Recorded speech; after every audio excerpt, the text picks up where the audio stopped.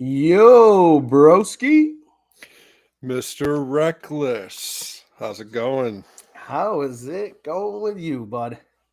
Oh, it's been a killer week, I'm not gonna lie. But sometimes the universe just likes to humble me and just take it with a grain of salt and move on. Oh, we all have been there, will be there. That's called life. Sorry to Yes, hear it that. is. No, it's all good. But I really appreciate you joining me this week since my partner in crime, Steven, has been called away for a top secret mission to the moon. And we do not know how long it'll take, but we wish him safe journeys and we will see you soon. Yes. Something about a dumpster and a space witch. Yeah. I wouldn't know anything about that. So, this is the Yo Broski edition of the Hey Buddy podcast. This is episode 50, the big 5-0. So, it's a special one. And let's just jump right into it. We saw some shit. We did. Yes. Do you want to go first? I 'Cause I'm saw a curious. couple things. So, yeah, let me jump out there first. And I saw Winnie the Pooh, Blood and Honey. Okay. So, this is it's a tale as old as time. Winnie the Pooh, a boy and his childhood stuffed animals, except now they are not stuffed animals. Christopher Robin wanders off into the forest and finds half man, half animal species. So basically, men went into the forest and banged a bunch of animals, and now we have these weird half breed creatures. Like you So, do. Christopher Robin's not going to judge. So No. he's still, just like the fairy tale, goes out to the woods, has picnics, becomes friends with all of them. But, Christopher Robin grows up. Christopher Robin has to go to college, meets a woman.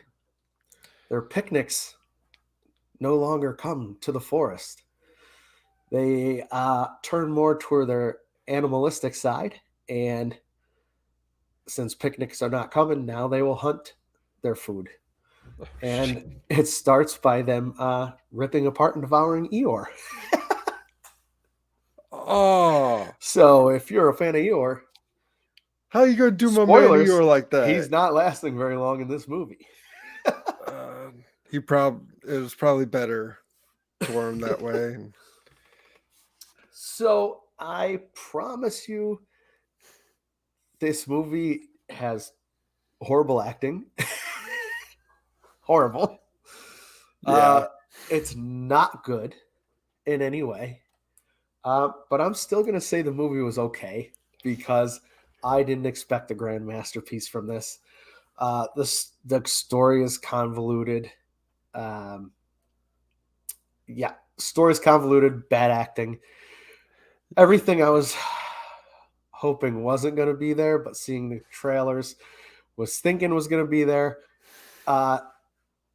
It's a nice swing that they took, but it's a swing and a miss. Oh yeah. But they had to show everyone that you could swing at all. I remember hearing when they announced they were making this movie, it was like the day after Winnie the Pooh went into public domain. Right. Yeah, and they were like, "Hey, just so you know what that means, we're making a horror movie." Yeah. And not only that, they're now eyeing a bunch of other public domain properties Oh my goodness. to ruin more of your childhood. It's gonna be like that one Christmas movie, the mean one. Yes, I can't wait. So as much as I'm crapping on this, I fully support it. Hey, bad can be good. I host a show about Power Rangers. Hey, nostalgia can be good. Nostalgia. Yeah. Bad can be good if it's so bad it comes around to being good again. So, What? yeah, Uh, Winnie the Pooh, Blood and Honey. Winnie the Pooh, Blood and Honey. Just How many movies did you get to this week?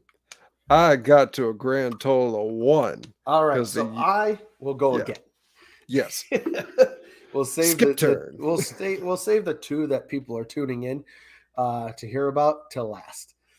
Okay. So I watched Champions, and it came out in theaters a little while ago, and it kind of got overlooked.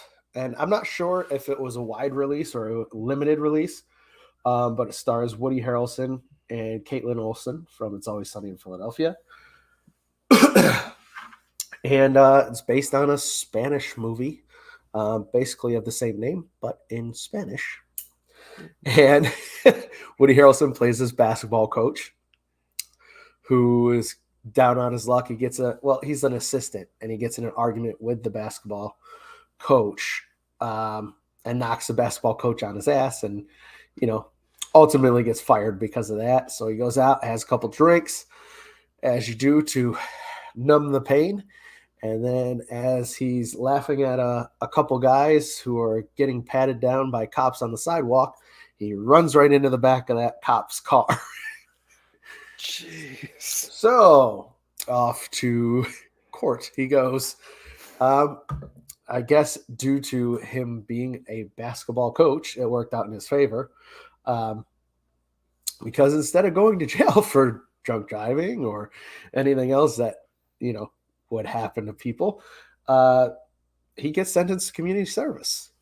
And he has to do 9 months of community service coaching the Friends, a local basketball team of young adults with intellectual disabilities. Oh, jeez. Yes. So that is what the story is. And it is funny. It's hilarious at times. And it also has the heart you would hope a movie like this would have. Right. And I thought it was fantastic. All the kids acting in it are great. Like, everybody has their own little character arc. And you fall in love with these kids that he's coaching. And it's directed by one of the Farrelly brothers. So it's cool to see their name again. Sure. And it's a recommendation for me. I thought it was really good, and I recommend people check it out. It's interesting because you said the team's name is the Friends. The Friends, yes.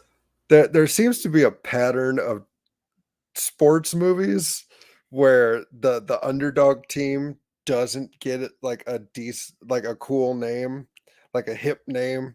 Right. Like Dodgeball had the Average Joes. Yeah. The Mighty Duck series had the Don't Bothers. So yeah.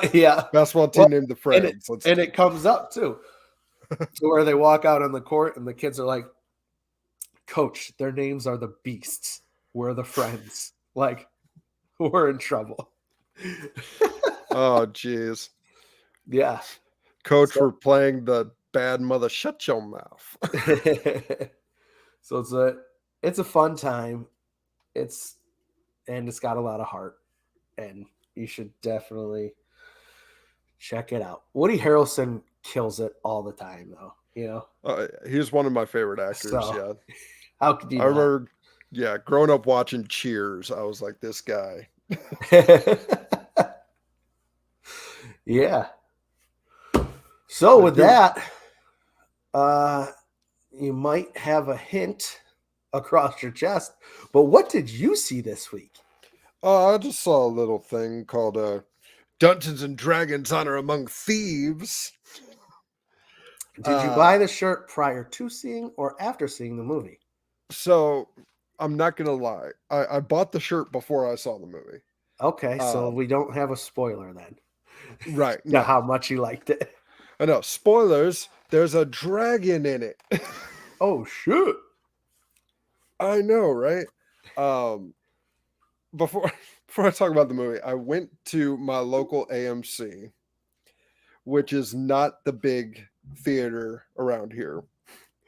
Okay. Um, and I was afraid for this movie because I'll jump to the big part. I love this movie. It's great.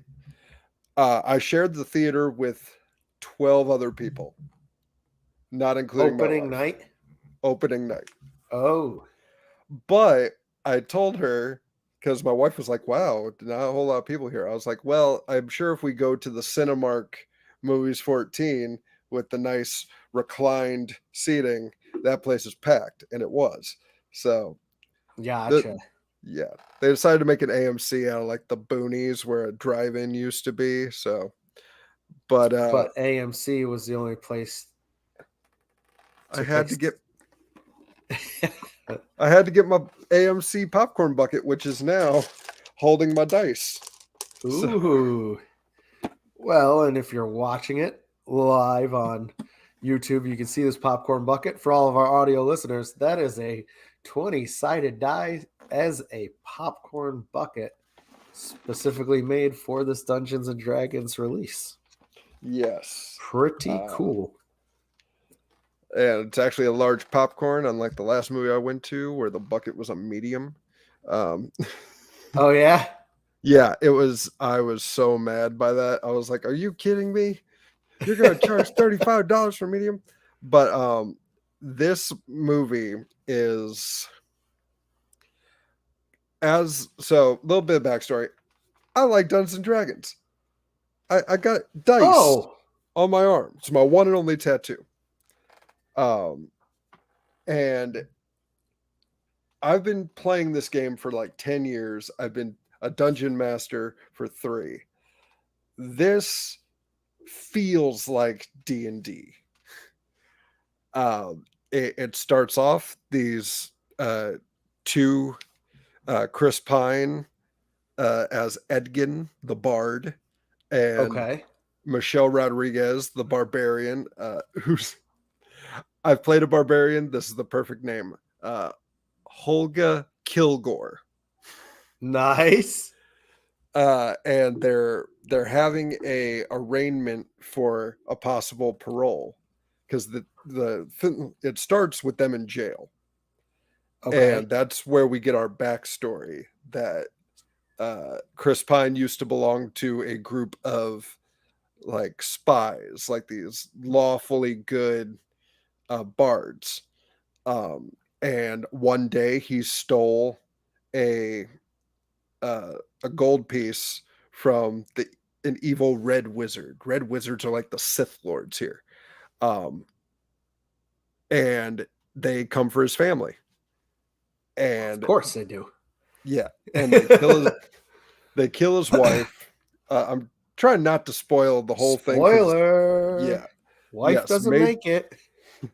yeah. But their daughter does, and so how he meets Michelle Rodriguez is she wanders into town and just kind of helps him raise his daughter. Oh, And he accepts a job to raid a nobleman's vault with a team. And if they can successfully do it, then one of the items is a tablet of resurrection, so he can bring his wife back.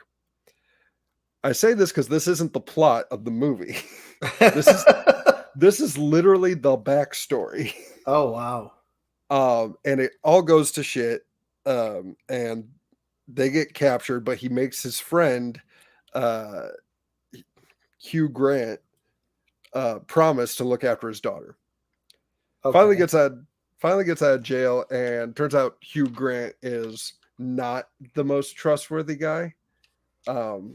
So Hugh Grant's character, we don't know anything I'm sure about Hugh Grant is a Grant. nice guy.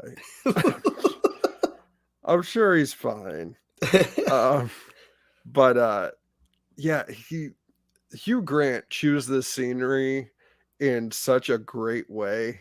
Like this, like he's a con artist. That's what he is. He's a con man, and he has conned his way to be in charge of this city. Right.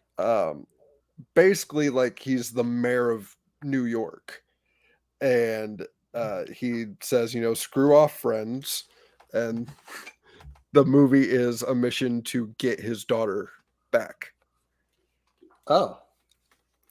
Okay. But there are so many, like, if you're a D&D fan, they throw out so many references, but it's not like see what we did there? Yeah. That one was for you guys. It played more into the world. Right. And like when they say, he's in charge of everything from Fandelver to Baldur's Gate. Like people are like, oh, I played Baldur's Gate. I know that. Nice. And yeah, it's just little decisions that they make, and the dialogue is exactly how players talk to each other when they're trying to solve puzzles. It's like, yo, what if I take my axe and we tie a rope around it and throw it across this bridge? Nah, that wouldn't work. What if I teleport that way? No, that wouldn't work. And it's fun. Like that's the long short of it is this is a fun movie. Excellent. And I heard it bumped another movie out of the top running of the box office opening weekend, but I'll let you talk about that movie. Well, I still want to talk about this movie. So It was clear from the trailer that there was a ton of action, but also comedy. How does it rate up against the last time we saw Dungeons and Dragons at the movie theater? Mr. Reckless, we don't talk about that movie. It's all right. With that Wayne's brother. I think it's Marlon. No, we don't talk about that movie.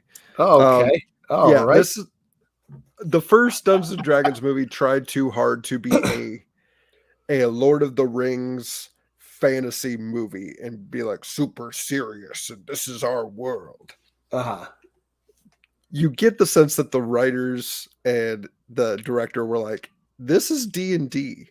Like I would not be surprised if you told me today that they just played a 2-year-long campaign and just wrote down what happened.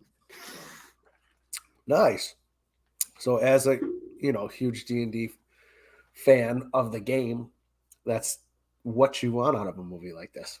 Oh yes, and you can pick out moments where like Holga barters with a guard who's about to execute her, and she's just like, "Oh, I like your axe. What do you use to clean the blade?" And I'm sitting here as a dungeon master being like, "This is a persuasion check at disadvantage because she's about to be executed." And then she escapes. I'm not really spoiling. That's a preview you can see on YouTube.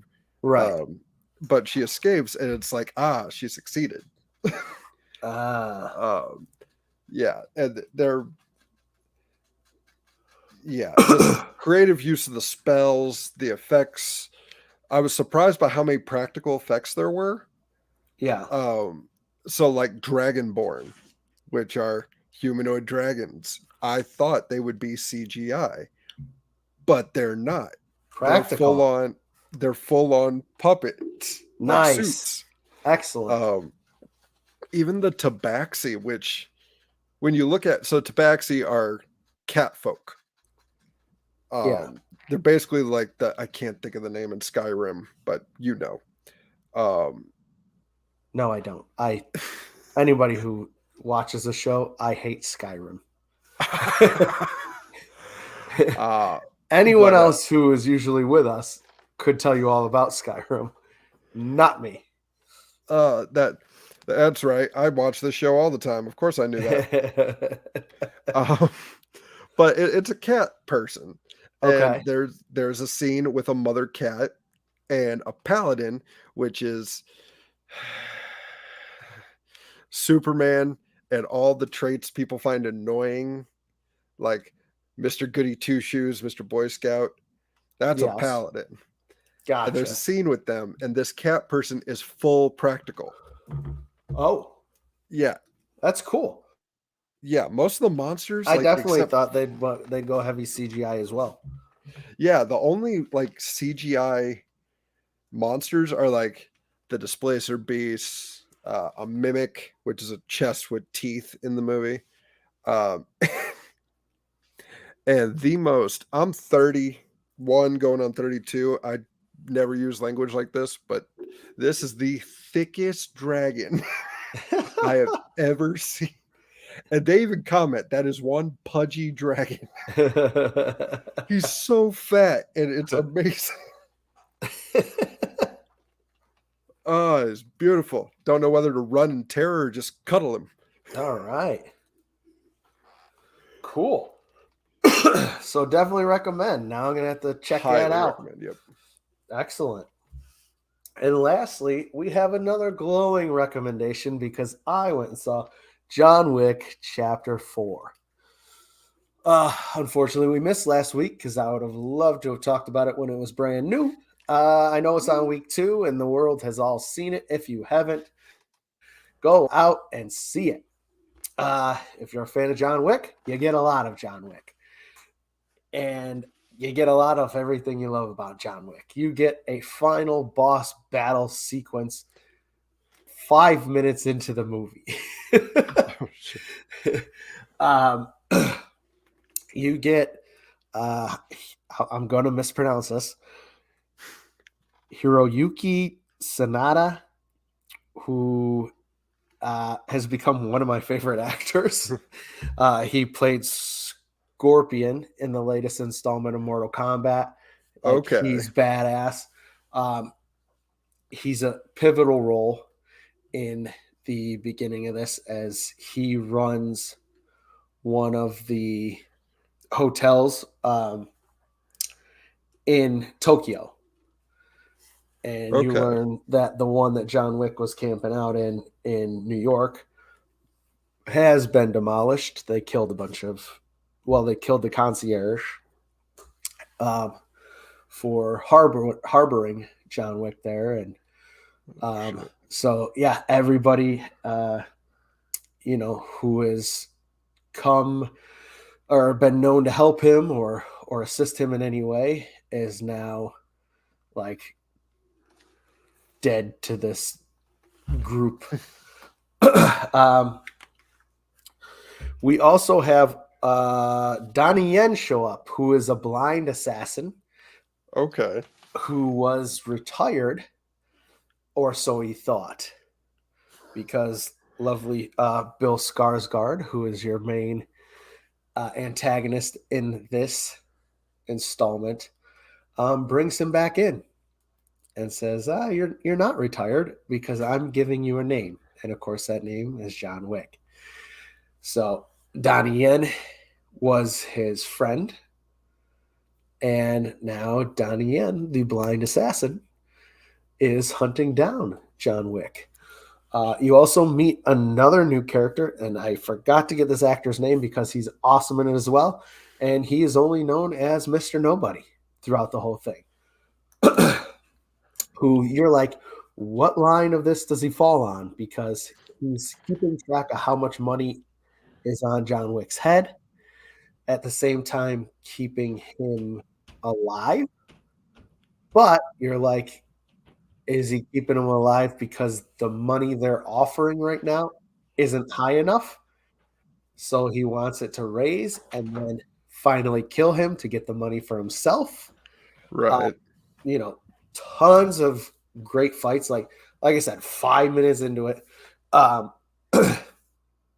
guy goes in there and goes, "Hey, we're gonna have to show our guests some hospitality," and they open up cupboards, and all the katanas and everything come out, and you're like, "Oh shit, it's about to go down," and you're just excited because that's just what this movie does to you. You're only a couple minutes in, you're about to get one hell of a battle. All while this movie is close to 3 hours and does not feel like it. This movie flies by. You have 3 pretty lengthy badass battle scenes. But the movie does not end with a lengthy badass battle scene. So the battle scene you'd expect from a movie like this, you get in the beginning. The end is something different, and that's what I loved about this movie. It's very smart, but very action packed, badass. There's very funny parts in it as well. So it throws the works at you like you expect from a John Wick film, and they knock it out of the park. Nice. So, confession, forgive me, Father Reckless, for I have sinned. I have not watched any of the John Wick movies. Oh my God. Not by choice. It's just I haven't gotten around to it. But I do like the idea from the first one of building up John Wick with barely, like, you see him kick ass, but like before that, it's just like nothing about him. Yeah, He's and poor just Theon Greyjoy fucking up and Reek. Oh yeah, he's back to Reek at that point. He's Reek at that point. Yeah. Yes. I mean, I've loved all the sequels, but nothing can top that first one just because, once again, he's just this normal guy. And then you start to figure out who this guy actually is throughout the whole movie. And just the way they go about it. There's a reason why we're on its fourth installment, and everybody, I mean, my mother, who usually, is listening to Christian music and watching Christian music videos, and she loves John Wick.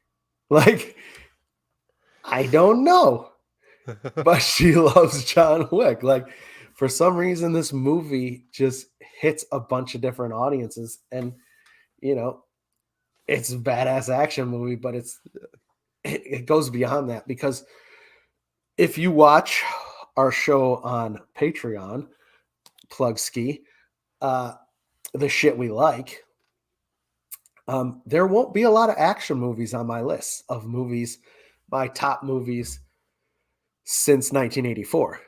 There's just not. I love comedies. I love dramas. I love horror. I like action movies. There's not a ton on my list, but these John Wick movies just speak volumes. I don't know what it is, but I'm along for the ride. Yeah. I mean, the action's cool, but like the way you were describing like Donnie Yen's character, like I like that idea, because I know Wick is more of a they kept attacking me until I came back into the life. And the way you described Donnie Yen, it sounds like he was gone, he was happy, and the life is pulling him back in. Right. And then he does creative stuff. You're like, all right, a blind assassin. How the hell is he going to pull this off?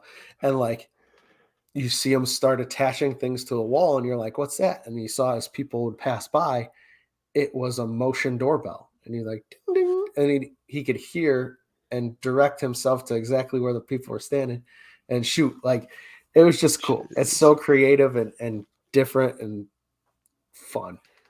Awesome. That's the word. To start those movies. That's the word of the day. Fun. So, yes, highly recommend. I have a little bit of movie news, but it's not going to matter if you have not seen this. I mean, just possible, maybe. Barbie fans are rejoicing. We have a bunch of ads out this week with a bunch of Kens and Barbies and other people, and it turns out a listed actor on one of those, even though there's not an ad featuring him, is John Cena. John Cena! So we are not sure if he's going to play another version of Ken, or since it is a Mattel property and so is the WWE action figures, he could possibly show up in the Barbie movie as a WWE action figure of himself. I mean, he's already shown up as an action figure in the 2K game this year. Right. So anything's possible. Will that be enough to get you to go to the Barbie movie? I'm not going to lie. I just love the absurdity of it. Like, they are not treating it at all Oh, serious. So my wife even rolled her eyes when I was like, I kind of want to see the Barbie movie. And she's like, why? And I'm like, look at all these posters. This one's a human. This Barbie's a mermaid. It's like they know how ridiculous this is going to be. The one poster that did catch my eye though is there's this one, and she's just kind of she's not glammed up like the rest of them. And yeah, the caption reads, "This one is a human," and I'm like, aren't they all? So yeah. are we doing a Lego movie but live action? I am confused. I am confused by the advertising. But it doesn't matter because the advertisement's not for me. Right. Along the same lines of wrestlers acting, The Rock is set to reprise his role in the live action reimagining of Moana, which is crazy because we're seeing a lot of these live action remakes, but I think 95 was Lion King, so that was like the newest one. Like Moana was 5 years ago? Like I took Yes. my daughter to that, so they're turning that right around, which seems a little nuts.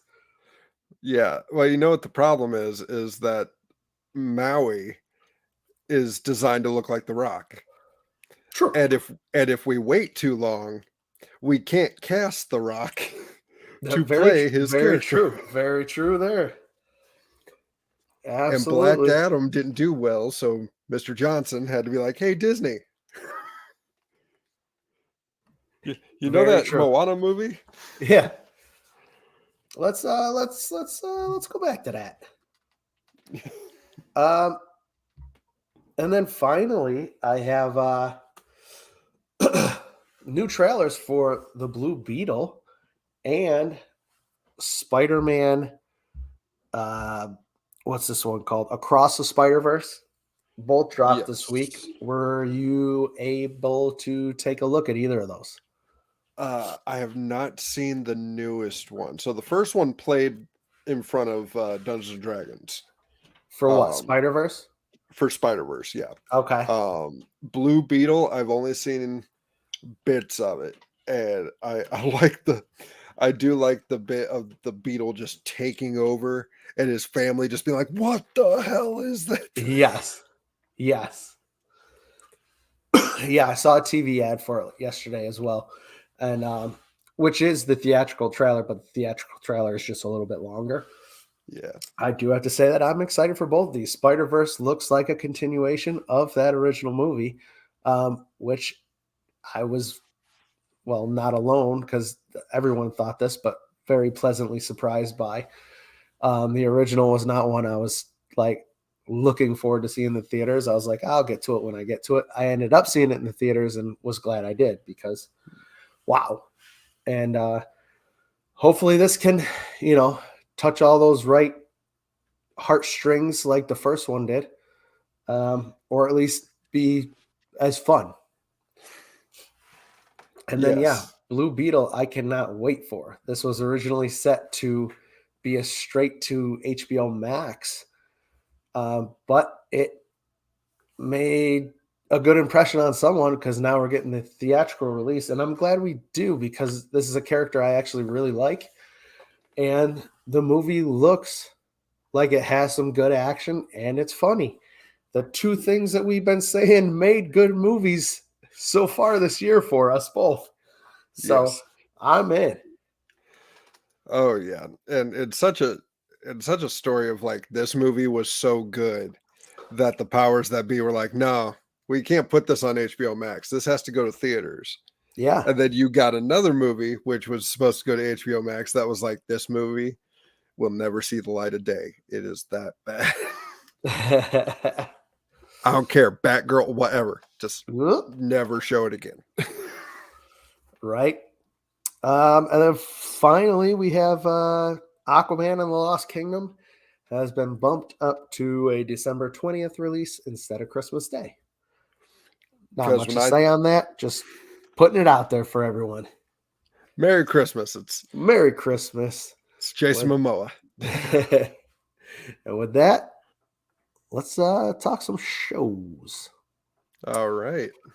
This should be brief. Did you It watch any really new? is. Did you watch any new shows? Are you caught up on The Mandalorian? So, Because I okay, am not.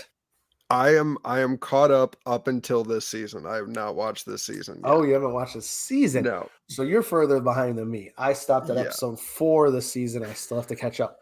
So we'll just skip right over that then. Yeah, I did see clips of the newest episode and I explained it to my wife and she's like, I have to see this episode because telling somebody about this episode from the little I gathered about it makes no fucking sense. Excellent. Yeah. Excellent. All right, Oh, so let's start off with some news. yeah. Dexter fans out there, I watched every season of Dexter, including New Blood, and I was a fan of this show. It was a roller coaster ride. There's definitely better seasons and worse seasons, as is most shows you watch. But overall, I really did like it. And there are 2 spin-offs, I guess, in the works. One exploring the Trinity Killer, and then one focusing on a young Dexter. So if you have your Showtime subscriptions, we're about to get more Dexter, possibly. Keep an eye out. Yeah. Again, I feel like such a schmuck this episode, but never seen Dexter. It's just not my thing. I'm not a horror guy or a thriller guy most of the time. I'm drooling all over myself apparently. But the thought of young Dexter, like when I heard the overall like plot synopsis of what the show was about, I was like, that's really intriguing. A guy with serial killer tendencies where his dad's like, I need to curb that. We only kill bad people. Right. Follow this magic book. So it's different to where, I mean, end of the day, this guy is a murderer. Yes. But, he's making it okay in his head because he's following these guidelines that his dad laid out for him. At the end of the day, you're still a murderer. Does he murder a lot of bad people on this show that, I'm not going to say deserved it, but we were okay with the killings, yes. And we rooted for him to not get caught, yes. So it makes you feel a little bit weird that you're rooting for a murderer, but that's what made the show interesting and different, and I liked it. Yeah. In other news, Mayans MC will return for its 5th and final season, May 24th.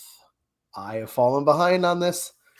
I did not watch season 4. I'm sure Rob has watched all of them. Every single, none of them.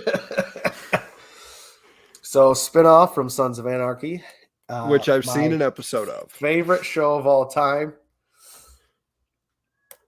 I have seen the epic shot of you with the cut with the cast of Sons of Anarchy. That's pretty cool. I'm not gonna lie, that's dope. Favorite show of all time. Mayans MC is the spinoff, and this will be its last season. Premiering May 24th. I have to catch up because while nothing will ever be Sons of Anarchy in my eyes, because it is my favorite show of all time, this has been a really cool show to watch. And it's just about a different, MC in that same California area. Yeah. So, Mayans fans, look out for that. So, real quick, I've only watched one new show over the last week, and that is the Challenge World Champions on Paramount Plus. So this is the spinoff of MTV The Challenge. They're still doing The Challenge? Tons of them. In fact, it's the highest rated show on Wednesday nights when it's on. Like, it beats AEW. Like, I'm old enough to remember when it was just called Real World versus Road Rules. Yes, it has changed immensely. Now we have champions from all over the world. We have a team of US, UK, Australia, and somewhere else. I wasn't paying that Parts close of unknown. attention. Parts Let's unknown. go. Parts unknown. I guess I wasn't paying that close of attention because this just doesn't. I still watch all the ones on MTV. This is a spin-off of that, and it just doesn't feel the same. We have a lot of the same faces, so I don't know if it's the editing or maybe even the music, because still with MTV, you'll get some cool music that, da-da-da. Watching this and listening to this without watching it at the same time, it sounds like a lot of drum beats going on as they're doing these challenges and stuff, more making it more like a Survivor audio track than the challenge, which is more of a fun audio track. So it might be the audio that's messing with me. But so far there's been 5 episodes and I'll watch it, but I'm not into it like I am the MTV version that has me glued every week to the TV. Right. Yeah. I wish I could add a new show, but I've been looking back a lot.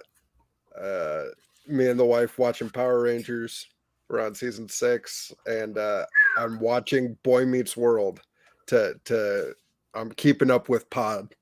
So, Nothing wrong with that. I've watched every episode of that show probably 7 times, oh my goodness, if not more.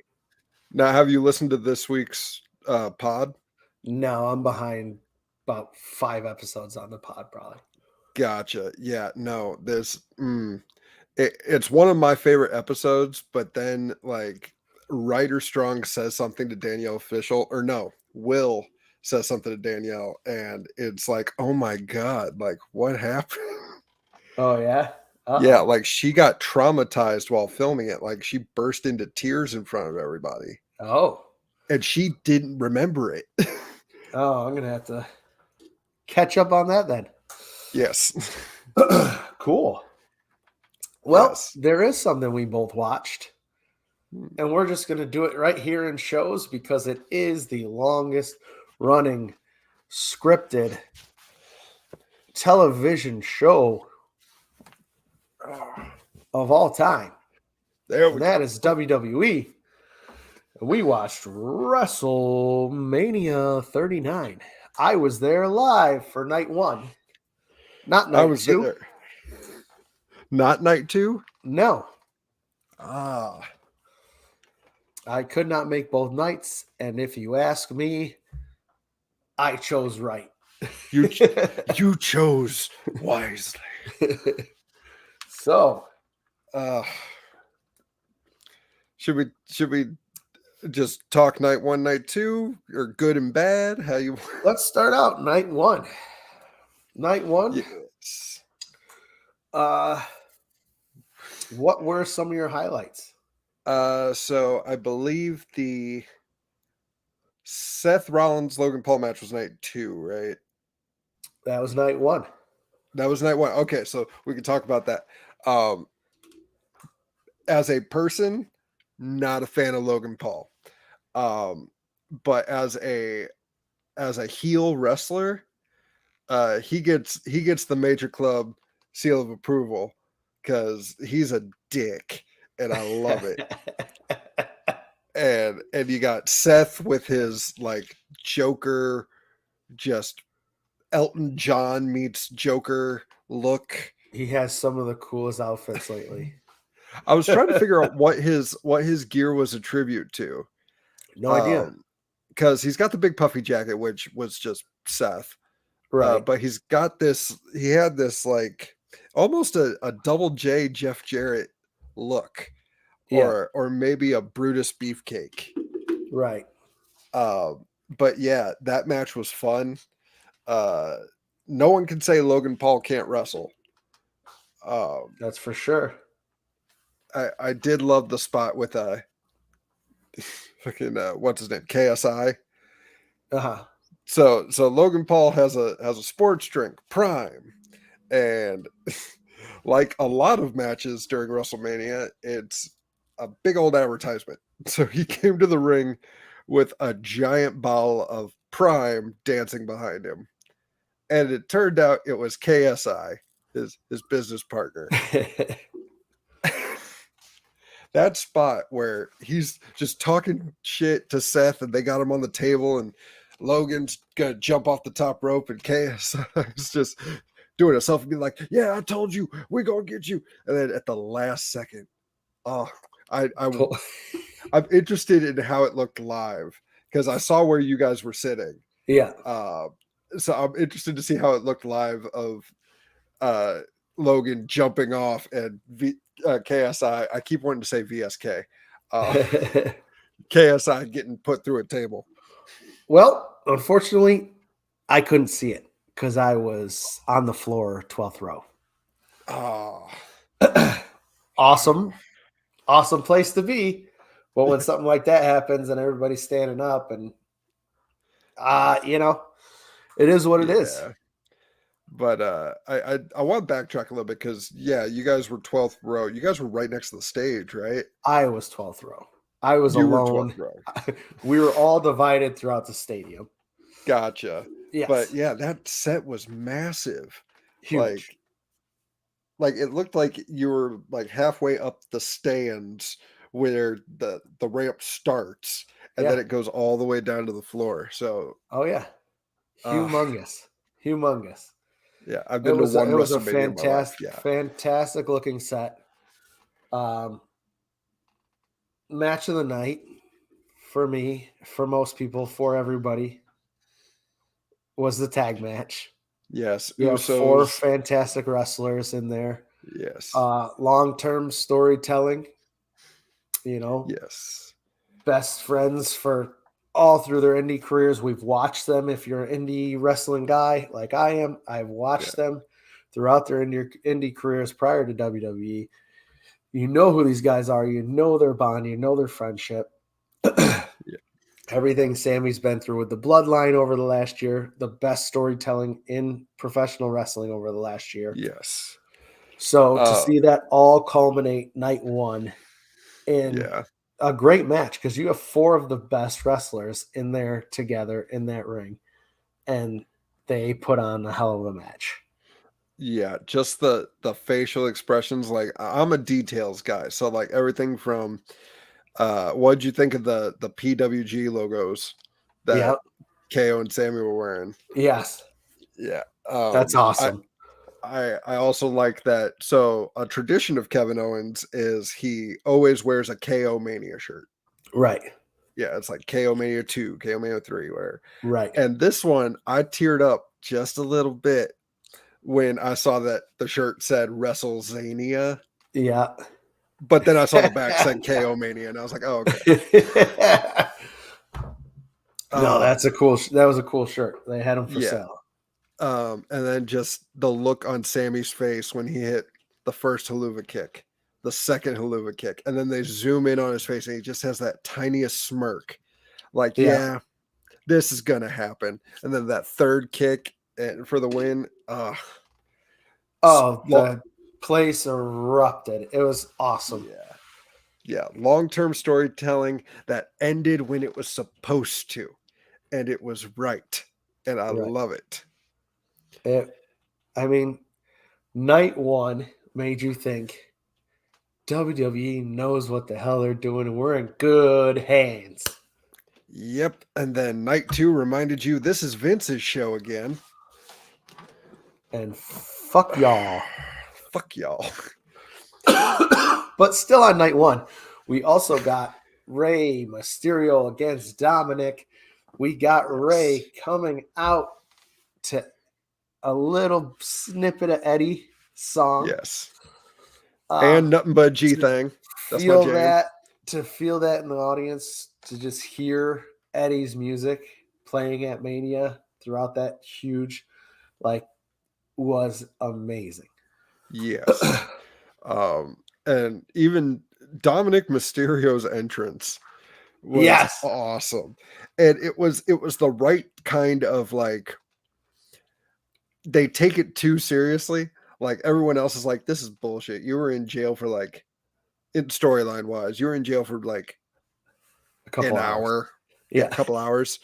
But no, this is like maximum security. Got to Yeah. have a police escort That's wearing what your makes dad's it mask. That's what makes it brilliant. Because Oh,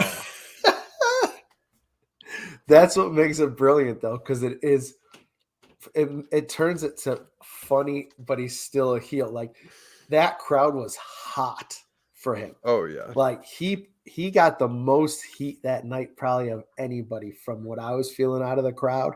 It Yeah. was like people hated him, and he's doing something right because everyone. I mean, people were laughing at him. Like, who's going to Mhm. take Dominic serious as a heel? This little boy we've watched grow up. They've had quite a story too. Like involved, his mom and his sister were right there in this match again, and members of Judgment Day coming out, and they put on once again a hell of a match. I'd say my second favorite match of the night belonged to them. I thought they were Oh yeah. great, and I think it's awesome that a father and son get to have a Mania match against each other. Like that's mind blowing. It's awesome. So, I mean, the rest of Mania that night was fun. It was great. There was, your women's 6-person match. That I was mean, fun. yeah, Your that men's was 4 tag team matches. That was fun. Your John Cena getting squashed by Austin Theory. Not as fun. People were not as nice about that one. yeah. I mean, I appreciate Cena's Make-A-Wish like entrance. His entrance was fantastic, and that's where it ended. Yeah, that the age has shown on Mr. Cena. Because we watched it and my wife goes, "Oh, John Cena. Yeah, his hair got long and then he turned Yes. and you just saw this bald spot just right there." Yep. So, Yeah. I mean, but overall, I think that night one was a 9 out of 10. I think night one of Mania was fantastic this year. Yes. And that leads And us into night 2. Oh, unless yes. you have more to say. Sorry, I was just gonna say I really enjoyed Charlotte and Rhea. That was a really good match. But yeah. Oh, yes, that was really good, actually. Really good Yes. match as well. And I'm glad I was rooting for Rhea, even though you're not supposed to. She is a rotten heel, but I always liked Rhea, so Dirty heel. I always liked Rhea, so good for her. You Yes. want to start us on night 2 while I go blow my nose because we are live, pal. So I have to tell you because I'm about to leave the screen for a second. We're doing it live. We're doing it live. Yeah, so night 2 kicked off with Brock Lesnar against Omos, where Brock had the car ready in the back, and the story of the match was he's big, and we all want to see an F5 on Omos, and we got that, and Brock won. Big shock.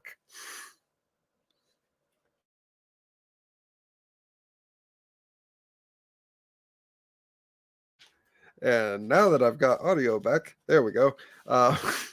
So that was night 2 as a whole was a lot of hits and misses for me. Like night 2 was a bunch of hit and misses. Where you got Night you 2 got was Brock, mostly misses for me. I'll let yeah, you know. yeah, Brock and Almas. We were just having a conversation about that. Yeah, I didn't care about that match from the start, to be honest. I couldn't I don't believe think Brock cared about the match. I like really don't think. the amount of names that didn't have a Mania match, and we had like almost had a singles match at Mania. And after 15 years, Dolph Ziggler still has never had a singles Mania match. Come on, people. He has not had a singles Mania match. Ever. Oh my God. Ah. And you know he's going to be about ready to retire, and Vince is going to be like, I really think you need your Mania moment, pal. It disgusts me. Let's see. What other misses were there? I don't think Asuka should have lost against Bianca Belair for the Raw Women's title. I was okay with that. I like Bianca holding on to it. I know I'm in the maybe minority here because I saw a lot of people that wanted Asuka to go over on there. But I like Bianca, and I'm okay with her holding on to the belt for a little longer. I'm liking the long title reigns like we've gotten out of the Usos and we've gotten out of Roman. But there comes at a point where, like, my biggest thing is that they rebuilt Asuka perfectly at the Rumble, which came out the face paint, the shorter hair, and just became an unstoppable, to steal a name from another famous Japanese wrestler, a Japanese buzzsaw. Like, you just feed people to her. At the same time, she didn't win. Yeah, but at the same time, it's So also they built she her, was but final. She was final 2 though, right? Final 2, final 3. yeah. And you know the bigger story is Rhea winning first. But back to Mania, this is Asuka's 5th WrestleMania, and she has lost every single time. Okay. That's okay. Triple H has the most losingest record in WrestleMania, and he's still known to be an amazing wrestler. Right? And Seth Rollins is getting up there too with his Mania losses. I was so glad that he won. But we did get a return of the one, the only Shane McMahon for a minute. A minute. That looked like it hurt. It looked like it hurt so bad. I feel bad for Shane, and I hope hope that heals up for him. Yeah. What about that Hell in the Cell match? With Demon Finn and Brood Edge. Yes, I saw a lot of people pissed that Thing and Finn should have went over. Well, I was okay. I was okay either way because these are two of my favorites. I would have liked to see Finn go over, but did you see that gash he had on the top of his head? That gash when Edge threw the ladder. Yeah, I was like, oh dang, that looked like it hurt. But Finn's wearing red, so you're like, oh, he's fine. And then you just start seeing drip, drip, drip, and you're like, oh. Yeah. People were pissed and that have they his stopped the head match. stapled. People were pissed that they stopped the match. And then you see the picture, you're like, if they didn't stop the match, he wouldn't have made it through the match. Like, nuts. Oh, yeah. Like, give him Edge's mirror helmet so that way he can keep everything in. Yeah. To the back. Exactly. But, what a trooper. Yeah. Feel like, let's just finish this really quick so that way I can get medical attention. I enjoyed it. I enjoyed the match. I was okay with the way it turned out. I think I would have rather saw Finn go over just because Judgment Day, I think, needed another win to be like a badass stable. But Judgment Day left Mania with gold. That's the thing. In the one match where there was a championship on the line, they won. So that gives you a bit of status. A little bit. Then you got Damian Priest, who's just like, how come I didn't get a match? Just interfering in everybody else's. I tore the house down with Bad Bunny. Now he's costing my little Dom his match. Yep. So the topic of all conversations, night 2. Do we gotta? Roman Reigns against Cody Rhodes. I've never deflated so much from a match. And that's the problem with it. This was a great match until the very end. I've never inflated due to the end of a match so much. Bro. Here's why. And here's why. Because I get why everybody is so deflated.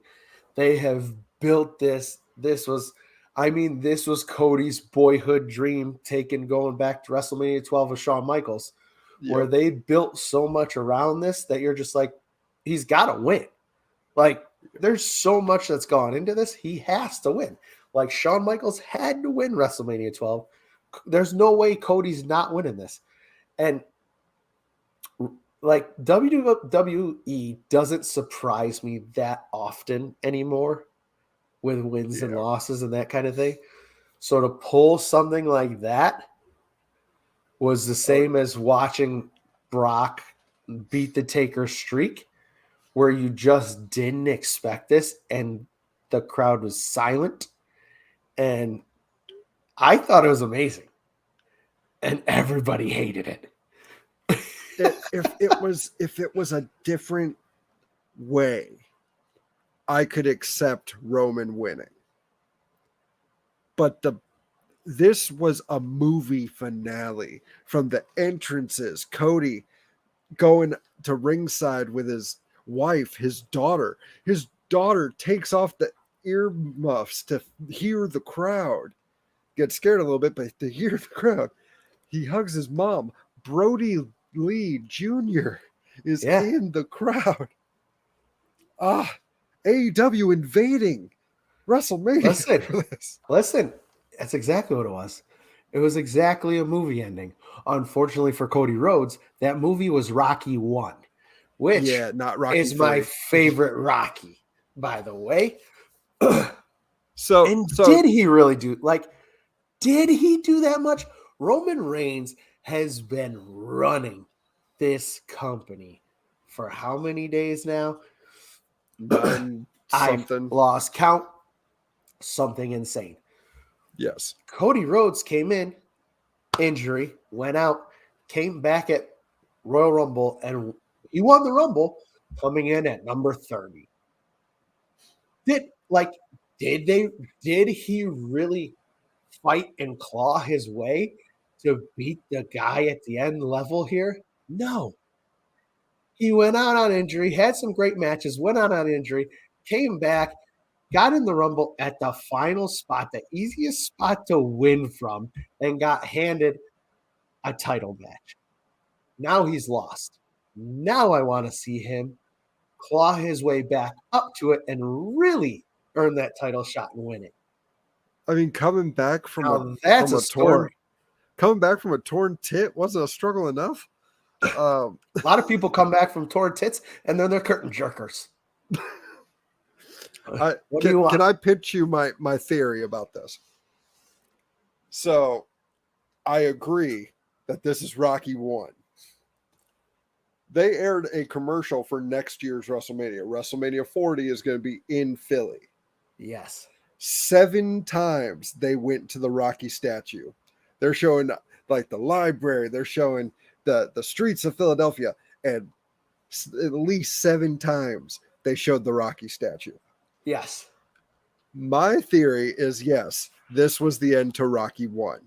And now, hopefully, if we do it right, WWE, this entire year is going to be Rocky 2, where you had Apollo being like, I whooped your ass. I'm the best.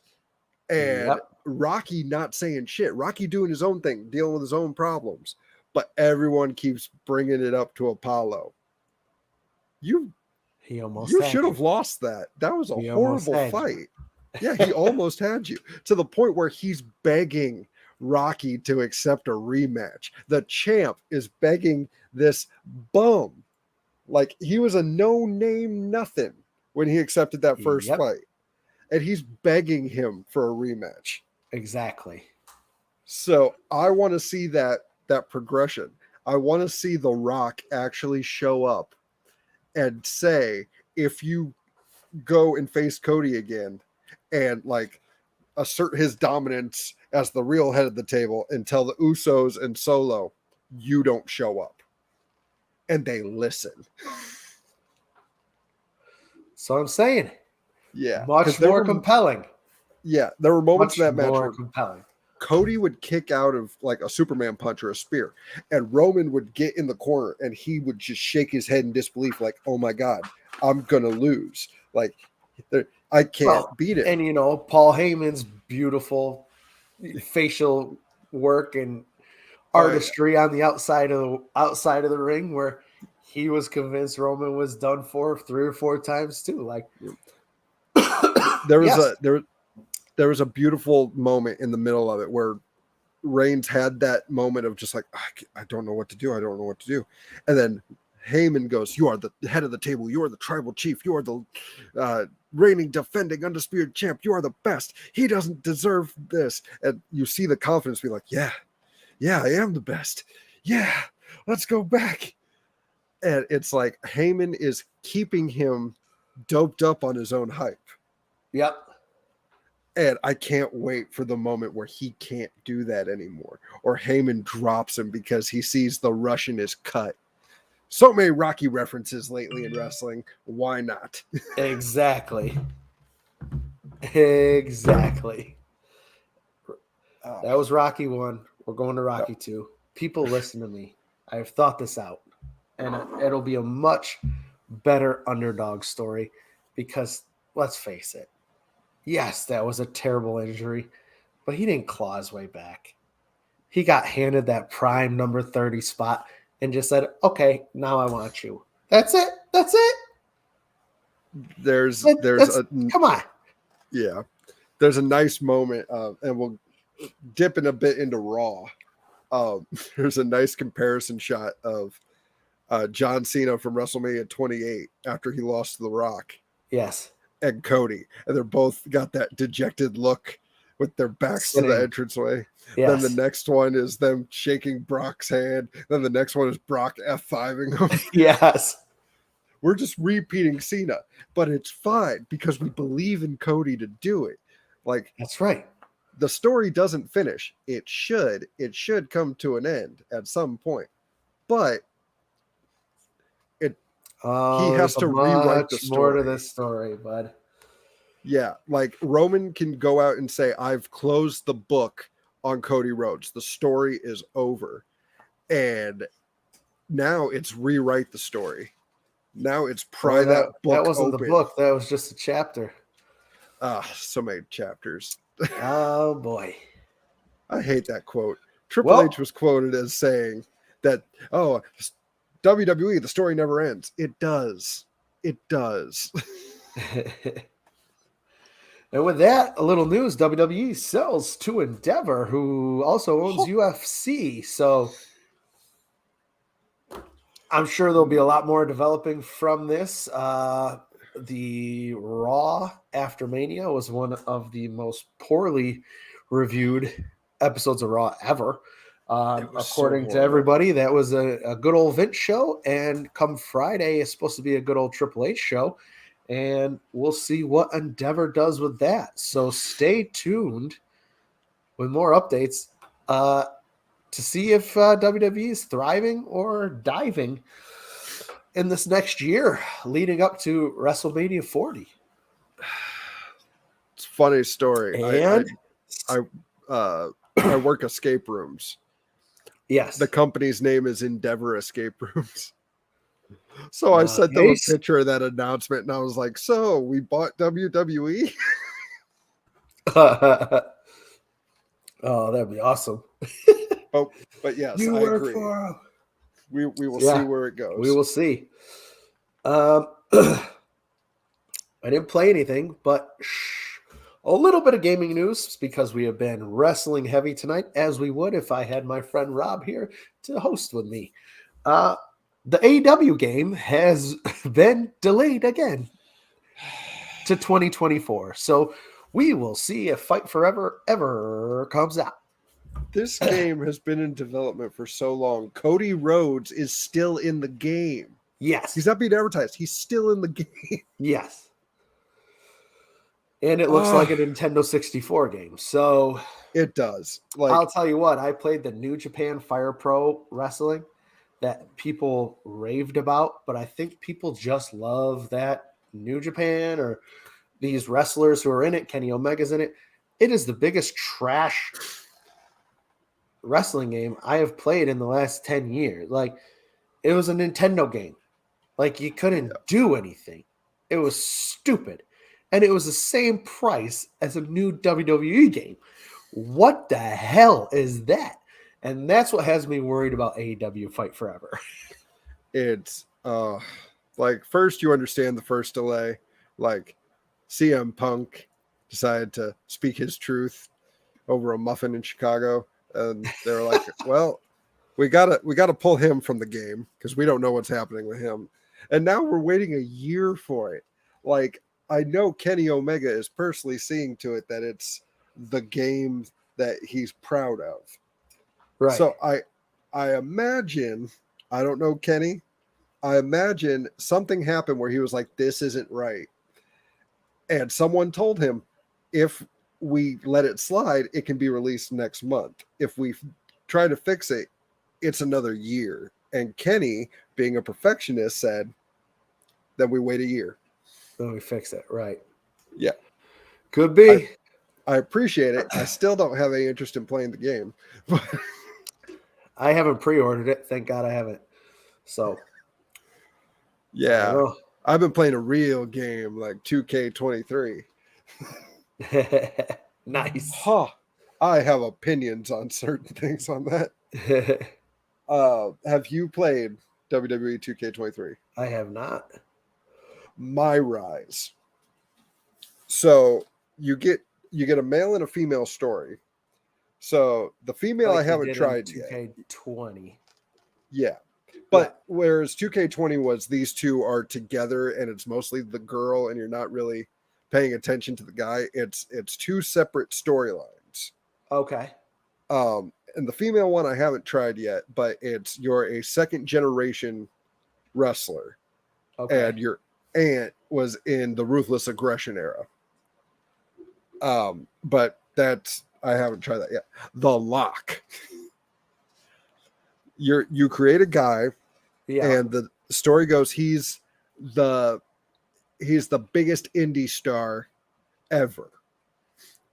But WWE debuts him as The Lock, complete with a safe for an entrance and John Cena's padlock chain around his neck. Yeah, and it sets you up where it's your guy against Shawn Michaels. And Shawn Michaels is the company guy. Amazing. Here's my problem with it. I don't like The Lock. Yeah. Like I made sure he looked the way I wanted him to. He fought the way I wanted to. But when it comes to the cutscenes, this guy's a dick. And I can't stand him. No matter what decision I make, he's a dick. Oh, yes. Now I want to play it. Yeah, like there's an option of like you can talk like The Rock's movie premiere is interrupting your first main eventing a live event. Yeah. And you could choose to be like, it's all good, or he's trying to steal it. But either way, he's a dick. No kidding. Yeah. Like even the good option, he's like, yeah, at least I'm still here. I'm not going to run away like he did. It's like, bro, just like any advice, if you want it to be tolerable, you find the best looking MJF on Community Creations and you just export it to My Rise. Perfect. And it makes way better sense. That he's okay that he's a dick the whole time. Yeah, because it's MJF. There you go. Yeah. Excellent. All right. Well, that is games. We have no comics. We have no questions. I actually do have a comic. You do? I do. I picked this up. So, like I said, me and the wife are watching Power Rangers. Check out the Power Chamber, wherever you can listen to podcasts. Check out Patreon video version. And we're on In Space right now. Yes. And so In Space introduced a small spoilers, honey. Introduced these enemies, the Psycho Rangers. Which their first quote is, "We're the Psycho Rangers. We're faster than you, stronger than you, smarter than you, but we're evil." So they put out a comic called Power Rangers: The Psychopath, Nice. where it's after they're defeated and their leader, who turned good, basically tricks them all into becoming good. Really? And yeah, and you got the red In Space Ranger being like, "This is some bullshit. I don't trust them. You know, what the hell are you doing?" And you got her, on the other hand, just being like, "Look, just trust me. I know what I'm doing Right. when it comes to these guys." Right. So really good. Didn't expect it. I read that and Soul of the Dragon. There's another Power Ranger graphic novel, but it's Tommy, everybody's favorite Green Ranger. Of course. And it's his Dark Knight Returns. Really? Yeah. So his son goes missing, and he has what's called the Master Morpher, where he can cycle through all of his powers because he's got like 5 of them. Huh. But the coin switching mechanism is locked, so he goes backwards in time to all his powers. Okay. And like he's restless. Like, this is a time where Power Rangers are basically police, so there's really no need for him. He's going to underground fights as the White Ranger, getting busted up, just searching for purpose. And Right. it really hits home given JDF is no longer with us. But yeah, 2 really good graphic novels. Excellent. Highly recommend. Excellent. All right. Well, with that, wraps up another edition of Hey Buddy, episode 50, the Yo Broski edition. Thanks for joining me tonight, Rob. Anything for the major club. And until next week, we'll see you. Hey Buddy was brought to you by Steve, Wanda, John, and Sharon. Thank God they fought. I love that outro.